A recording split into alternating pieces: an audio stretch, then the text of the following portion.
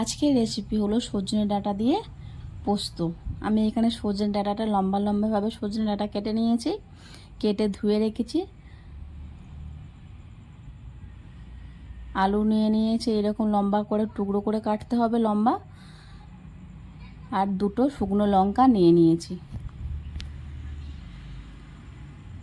এখানে আমি একটা মশলা করে নেব। মশলাতে দেব 1 টেবিল চামচের মতো পোস্ত দেব, দেব 4টে কাঁচা লঙ্কা দিয়ে আমি এটাকে মশলাটা করে নেব।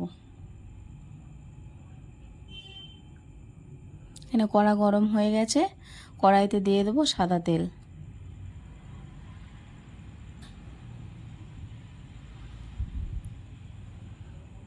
তেল গরম হয়ে গেছে, দুটো শুকনো লঙ্কা দিয়ে দেব আর সবজিটা দিয়ে দেব, আলু আর সজনে ডাঁটা দিয়ে ভালো করে আমি সবজিটাকে একটু ভেজে নেব।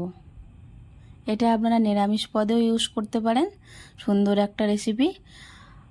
ভালো লাগলে কমেন্ট করুন, আর আপনারা বাড়িতে এইভাবে তৈরি করে খান, কেমন লাগলো কমেন্টে জানান।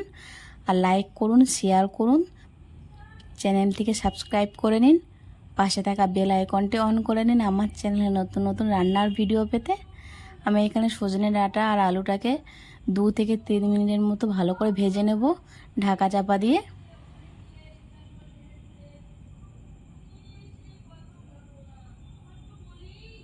দেখুন পুরো সবজিটা আমি ভালো করে ভেজে নিয়েছি।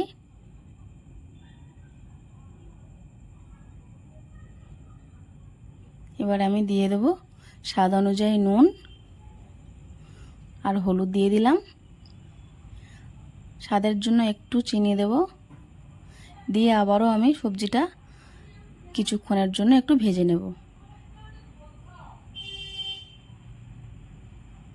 সবজিটা ভাজা হয়ে গেছে, এবার বেটে রাখা মশলাটা আমি দিয়ে দেব, পোস্ত আর কাঁচা লঙ্কাটা আর মশলা ধোয়া জলটাও দিয়ে দেব, দিয়ে কিছুক্ষণের জন্য রান্না করে নেব যতক্ষণ না আলু আর সজনে ডাঁটাটা সিদ্ধ হচ্ছে।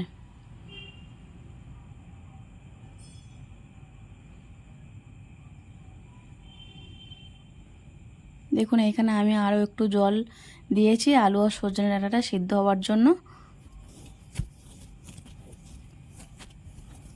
এখানে পুরো ঝোলটাই গা মাখা মাখা হয়ে গেছে, আর আলু আর সজনে ডাঁটাও সিদ্ধ হয়ে গেছে, সবজিটা সিদ্ধ হয়ে গেছে। এবার আমি এটাকে নামিয়ে নেব।